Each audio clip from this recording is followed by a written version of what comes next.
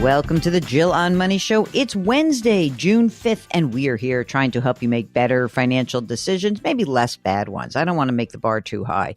Or maybe just encourage you that you're on the right track, or maybe help you make a big decision. Whatever is going on, we'd love to talk to you. All you need to do is go to our website, jillonmoney.com, click the Contact Us button. That's in the upper right-hand corner, wherever you travel on the website, and you write a note. We get the note, we read your email. Now, if you want to join us live, check that box because then Mark gets into action. He'll bring you on the program. All right, let's do some emails, Mark, because we got things to do here. And let's take the first one. This is from Martin, who writes, I'm planning on retiring in 2 years, and that would make it 41 and a half years as a union electrician in the IBEW. Wow. 41 and a half years. My wife and I are in a very good situation. We own our $640,000 house. We have minimal debt. I have a total of about $660,000 between two 401k plans. Plus, I'm going to get a very good pension after all those years. We watch a lot of various financial and retirement shows on YouTube, trying to get educated and make the right decisions. Our two sons, 32 and 30, have launched. Our daughter, 27, moved back home to work and save for a house. What advice would you give us? Thanks.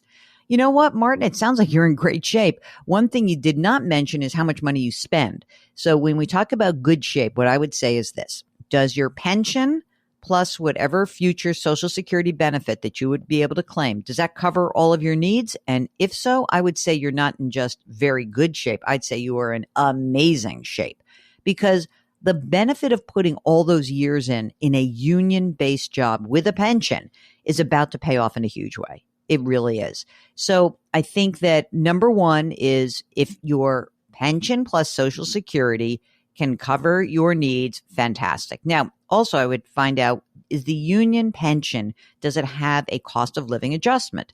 Because the things that you can cover today, you may not be able to cover in the future, in which case you'll have to tap into those 401k plans. The other part of this that I will tell you is that there will be somebody who you know in your union or a friend who will say, talk to my financial person. And that financial person is going to make a play to get you to roll over your 401k plans and try to sell you an annuity. Don't do it. That's my advice. Don't do it. So my biggest piece of advice to you is to enjoy the fact that it seems like you are in a great situation, that you take that $660,000 that's in your 401k plans and be very careful about how you use those funds, and maybe start to think about how you're going to get the money out of those accounts before you're forced to do so. You didn't mention your age. I just presume you're sort of in your maybe 60s. Okay, Brian writes, can you do a segment on how much money people should have outside of retirements versus inside traditional retirement accounts? I hear you advise callers to have money outside retirement, but you never discuss what that percentage or amount should be. You know, Brian, it's sort of like saying, I want you to be fit, but it depends for each person. I mean, the answer is that when we're having these conversations with people, what we're often talking about is that the big chunk of money that they have in their retirement account that has not yet been taxed, not Roth money, but that has not yet been taxed, it forces you to start taking distributions from the government, forces you to take distributions from the pre-tax accounts when you turn in your 70s, let's call it. It's about 73, 4, or 5. And that amount of money that is forced to come out is a significant chunk for some people. So imagine if you have, $1 million that's in an account and it hasn't been taxed and you're 75 years old, the government's going to say, you got to take 40 grand out this year. And that's just on the first million. And when you think about the 40, maybe you're both taking, if you're a married couple, maybe you both have Social Security. And now you're in the 22% bracket. And so what I think it happens for us is that we hear these stories where there's really big chunks of money inside of their retirement accounts that haven't yet been taxed. And if it's 2, 3, 4 million, it forces you into a different tax bracket in the future when you have very little control over what your tax planning can be. So when we talk about brokerage versus 401k, a lot of it depends on your current situation, what kind of cash is coming in, and your tax bracket. So to get a really more pinpointed answer to your question, come and join us. We'd love that. And then we can tell you what you need. Okay. Oscar writes, "Hi, Jill and Mark. I love the podcast. I've been unemployed this year and have collected around $6,000 of unemployment income. I have approximately $260,000 in a traditional IRA, and I'd like to convert it to a Roth IRA.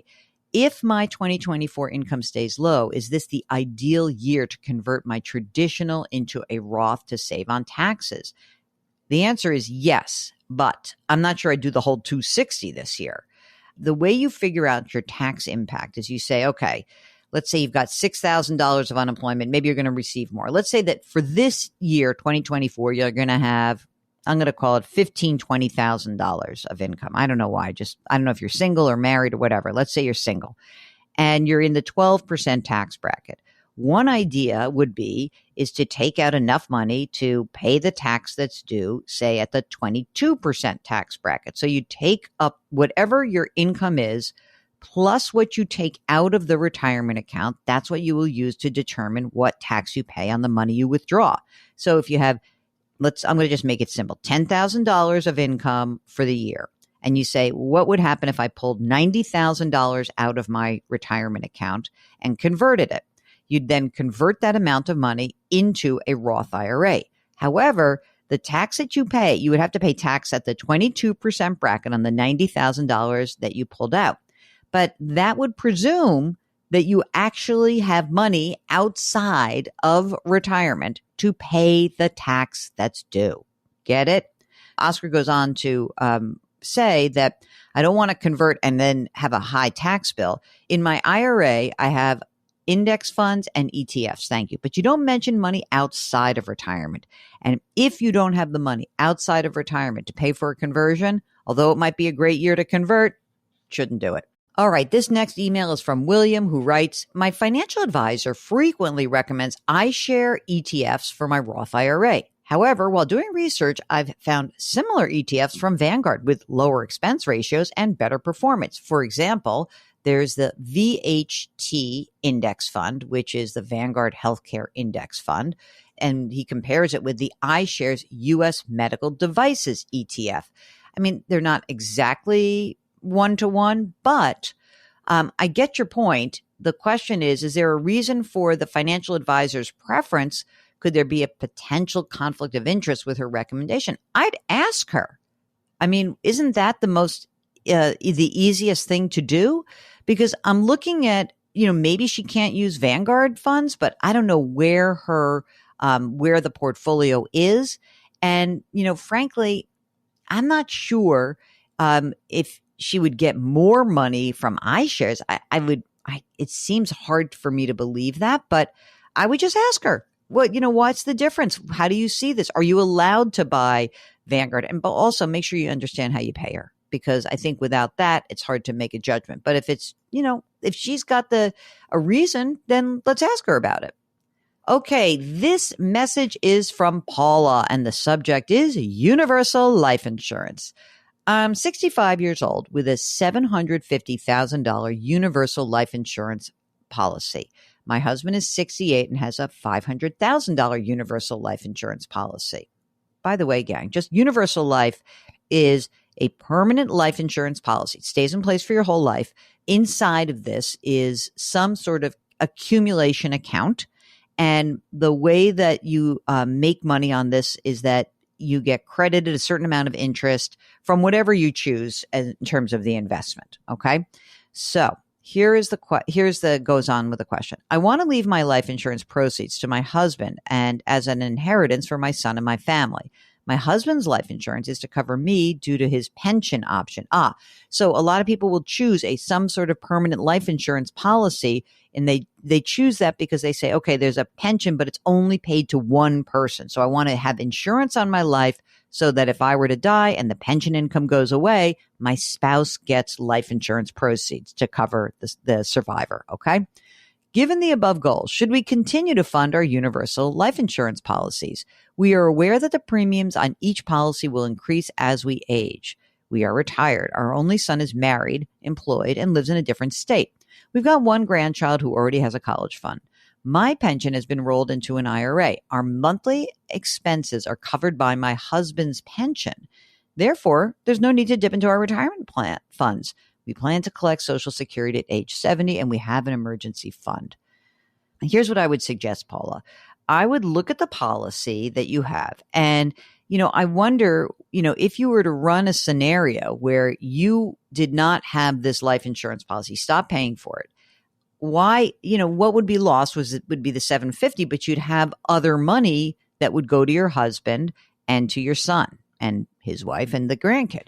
So I don't know about funding yours. His sounds like the smarter option, but I'd have to look at both policies and see what the costs are. But it sounds like yours is sort of the extra that's unnecessary. But if I'm missing something, let me know.